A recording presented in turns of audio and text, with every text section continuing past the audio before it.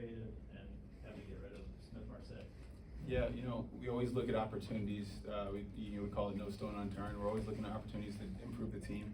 We saw Jalen as somebody who has a really great skill set individually, but also how he complements that room and then also our offensive football team. So ultimately, when the value proposition meets the, kind of what you have in mind in terms of vision, you make those decisions. Smith-Marsette's a really great kid. He had a great summer. We think he has a bright future. The NFL gives you 53 spots and 16 practice squads, and you have to follow those rules, and sometimes those are tough decisions you have to make. How about the other move? You got Blacklock, and then you let Armon Watts go. A lot of people were surprised at Watts being let go. Obviously, he was first team on the depth chart. Why letting him go and then kind of replacing him, one might say, with Blacklock? Yeah, again, it's not that I'm going to get specific on the individual moves, but you're really just trying to always think about how your team shapes and it fits and different skill sets you're trying to add.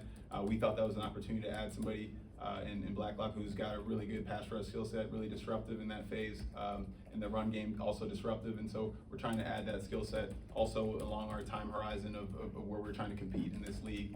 It just, again, sometimes those deals make sense, and again, that was a hard conversation with Armon, somebody who's been here for 3 years, been productive, a great teammate, great person. To Larry's question earlier, there's times when you're in those meetings where how it goes, you wish you could take it back. It's a 17-game season. You got 53 players in the roster. How do you know that you have enough depth? And do you feel that you have enough depth? Probably for both teams.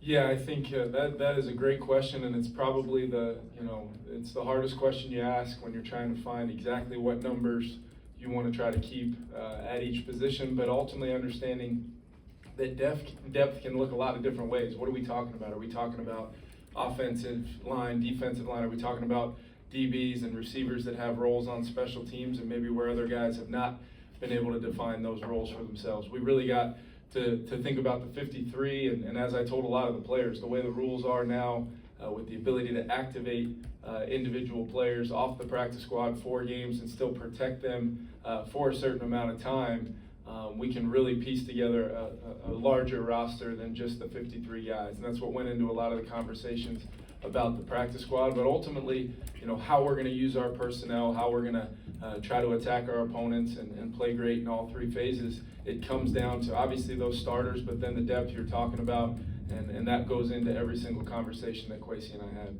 The Jets cut 7 guys, and all 7 got picked up.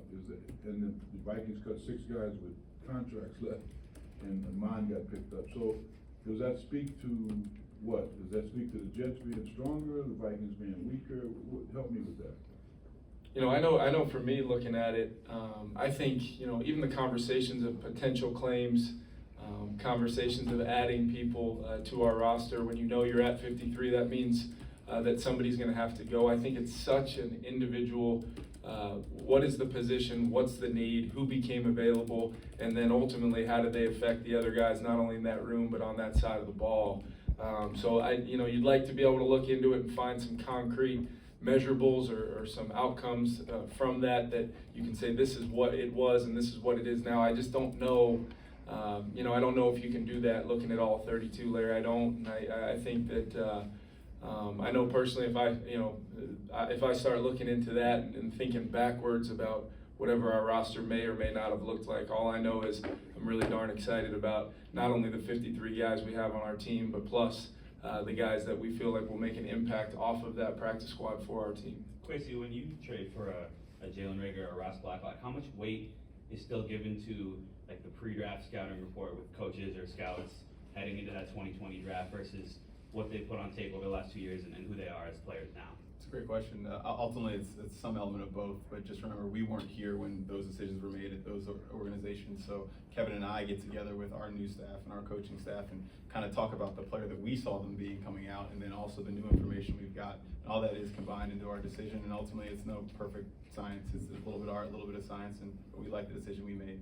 Kwesi, how much thought did you put into keeping a 3rd quarterback on the 53 man? And since both Mond and Mannion have moved on, where does that kind of leave you now? That for the 3rd guy, you're going to have to bring in somebody cold, apparently. Yeah, those are ongoing conversations Kevin and I have. Obviously, you're always looking at that third quarterback, the sixth wide receiver. It's that delicate balance that you have, and ultimately you're trying to prepare for this 17-week war that we've got coming. You don't know what's going to show up later, and you just ultimately got to do the best you have with the information you have at the time.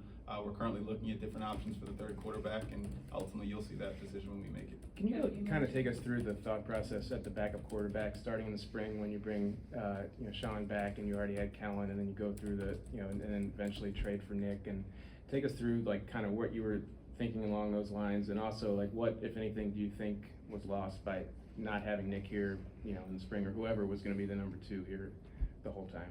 Yeah, I think from our perspective, Kwesi and I talked a lot about making sure we wanted to provide a very fair, open competition between those two guys. They were both at completely different points in their career, and quite honestly probably needed work in different areas of their game while still getting the opportunity to split those reps. And I know folks don't get to see every rep. You guys I think do a great job at our practices of being aware of what's going on. But when you look at it, it's pretty remarkable just how close the rep count ended up being, both in games and throughout the spring and summer. I think for the biggest thing for me was understanding that we wanted to be able to push Kellen to get better every single day, continue to feel comfortable finding a fit in our offense. And I thought Kellen improved tremendously from the time we got him in the spring all the way through. Obviously when we had to have a tough conversation with him, he's got a heck of a football journey ahead of him.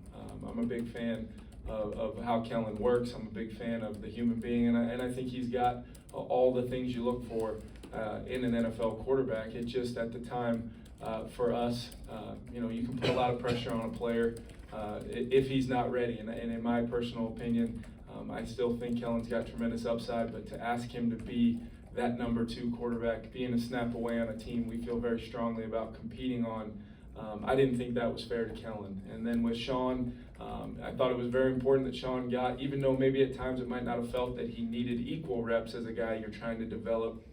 I think it's fair in a new offense to give that guy the opportunity to compete. And there were different moments in time in that competition where one guy may have been ahead of the other, depending on how you looked at it. What phase of offense are we talking about? What are we asking them to do?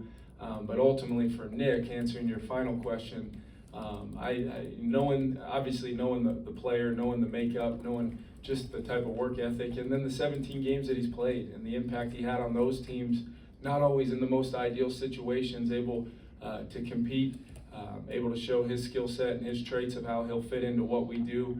And I think he's already shown to me that I'm really fired up to have Nick here, and we'll continue to be excited about that. Kevin, is it realistic that Blacklock can fit in where Armon Watts was in that defensive line, or is that position up for grabs in the next week or so? Yeah, I think we obviously see a role for him, but I think you got to look at the rest of that room. I thought our D-line and Coach Chris Rumpf and Elite, they did a great job with that room. Obviously the addition of Harrison Phillips in the interior with Dalvin Tomlinson, who in my opinion had one of the best camps on our team, really flashing over. I can't tell you how many times I was showing the team a clip of DT making a play in the run game, taking on double teams, all the facets of how we play. We play a lot of personnel groupings. We activate those edge players. We've got plenty of scheme, depending on what we think is the best way to play each and every week defensively. But ultimately, I think we feel great about that addition, in addition to the fact that, a guy like Bullard, shows up here and has a real impact on our run defense. And when you're calling plays against those guys every day, and we should have good angles, we should have good leverage, it should be a good run. Why wasn't it?